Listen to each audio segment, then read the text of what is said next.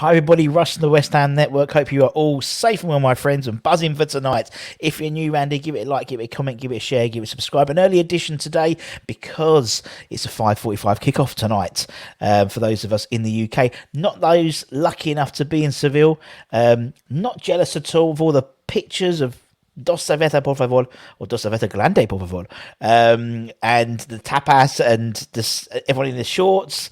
Not jealous in the slightest. But there's only one story to talk about today in terms of the 10th of March edition of Hammer's Headlines. It's all about tonight's last 16 clash away to Seville, and nothing to do with transfers or anything else. It's all about tonight. So I've got three stories. The first one involves the manager of Sevilla, Lopetegui, who's basically come out during his pre-match press conference and credited West Ham as a very, very good side. But he doesn't think West Ham will be as excited as they are for the last 16 clash. It's been nearly 4 months since we qualified for the last 16. A long time, isn't it? It's happened a long time. And obviously, we travel to Seville tonight to take on the second best team in Spain, according to La Liga at the moment.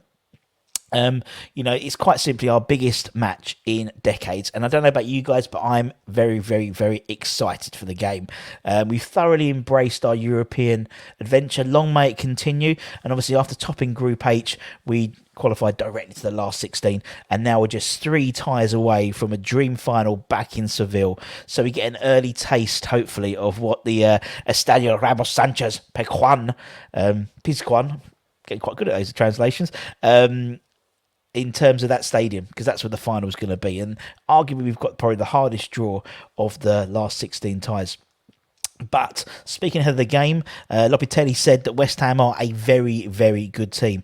The excitement West Ham can have for this game, maybe they have the same excitement, but not more, because it's a tournament where we will have to do our best in order to be able to compete. From there on, I insist, besides the excitement and what we can generate regarding the atmosphere, I'm sure our supporters and our city will generate that atmosphere.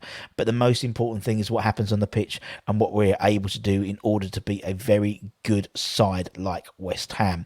He also, during the press conference, regularly name-checked the fact that Jared Bowen wasn't playing. He's very happy about that in the first tie. Hopefully he'll be back for the second tie, fingers crossed. But Seville themselves are, sort of at the bare bones in some departments. They have a depleted squad, several key members out for the tie, including their centre-back Colossus, Diego Carlos, who today they've trying to increase his release clause to almost £80 million because they're worried about him leaving in the summer. In fact, yesterday we had Daniel from Sevilla's social media team, who runs the social media English versions on Twitter and Facebook and TikTok and Instagram, talking about how much of a loss that is to their side because of the threat that West Ham possess, particularly from set plays. They have the two of them. They have a centre-back pairing, Diego Carlos and Jules Conde, who are both very, very good players, but Diego Carlos is more of the aggressive. Conde is more of the guy who hangs back and tidies up, and slightly smaller. They've actually put one of their defensive midfielders as centre-back at the moment, Gucci, and so he's slightly worried about people like Craig Dawson, Kurt Zuma in the set plays, and he reckons that's something definitely that West Ham should exploit. So there we go, Mr. Moyes. Also, Sevilla without Thomas Delaney, who's suspended for the game today, who's their sort of key defensive midfield holding player.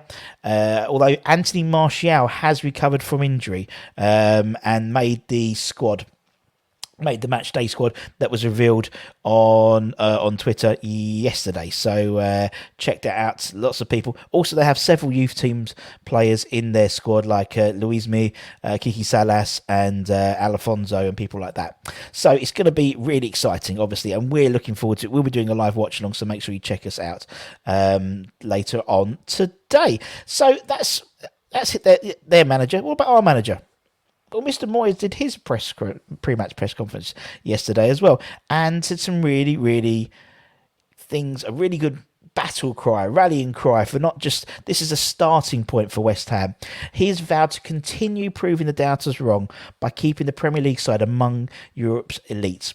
He upset the odds since returning back from the Hammers for a second stint after his first spell in charge. His short-term contract obviously expired. Since his comeback, he's turned West Ham from relegation candidates to top four challengers. And obviously tonight the club will be on the biggest European stage for for decades, absolute decades.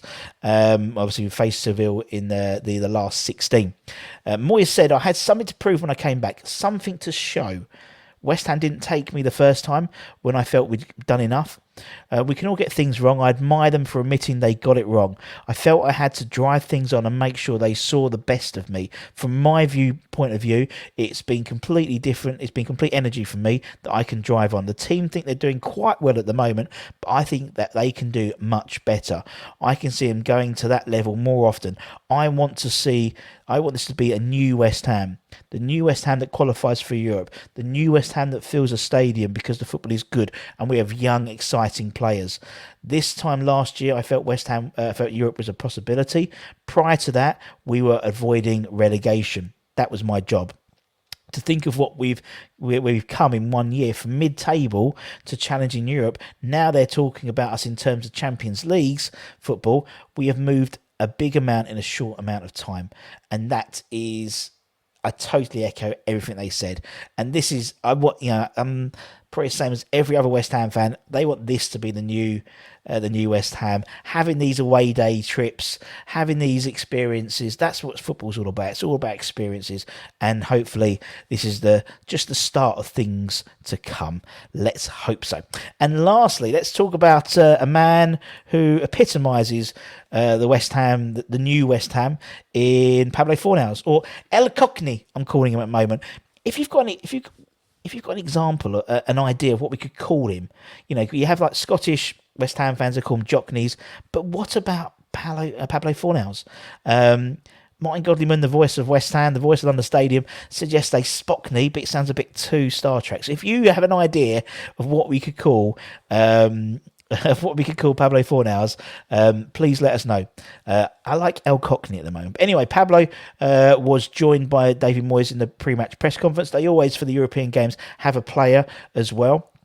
And Mr. Fornals was the player they picked, obviously returning back to his native Spain to play for the first time since obviously returning back from West Ham, leaving Spain for West Ham, where he previously played for Villarreal as a number 10, and obviously now he's is he a left wing back? Is he a box-to-box midfielder?